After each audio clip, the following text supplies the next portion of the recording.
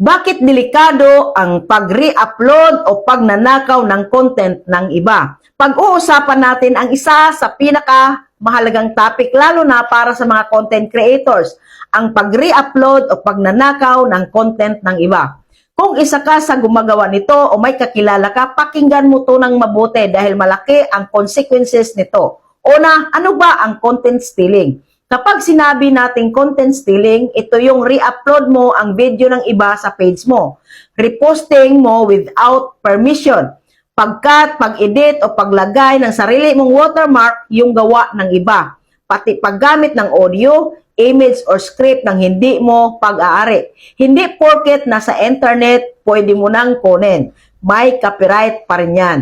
Pangalawa, ano ang magiging epekto nito? Una, nakakasira ito ng credibility mo bilang creator. Pangalawa, ninanakaw mo yung oras, effort at creativity ng original creator. At pangatlo, mas lalong bumababa ang quality ng content ecosystem. Kasi, imbes na mag-create ka, nagre-recycle ka lang ng gawa ng iba. Remember, creators rise by creating, not by copying. Pangalawa, ano ang sanction or penalties? Ito ang pinaka-importante kapag nahuli ka ni Meta o ni Facebook na nagre-re-upload ng content. Copyright strike ka. Automatic magkakaroon ka ng violation sa dashboard mo. Kapag tatlong sunod-sunod, ma-take down ang page mo. Pangalawa, demonetization. Mawawala ang ads eligibility ng page mo. Hindi ka makapag-earn kahit mag-viral ka pa. Pangatlo, content removal. Tatanggalin mismo ni Meta ang video mo.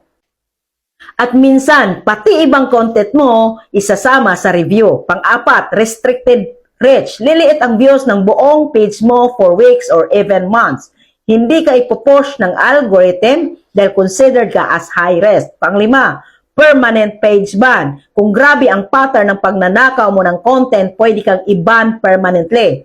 Meaning, goodbye earnings, goodbye monetization.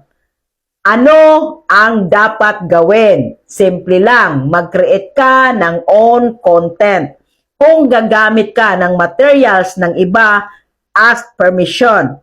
Gumamit ng licensed audio or free-to-use music. At pinaka-importante, i-honor mo yung intellectual property ng kapwa creator. Tandaan mo, mas masarap kumita kapag alam mong sarili mong pawis ang pinaghirapan ng bawat content.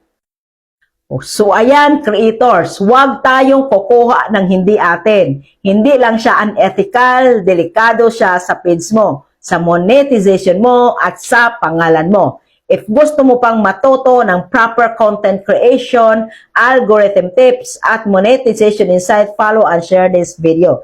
This is Giovelin reminding you, protect your creativity, respect others' work.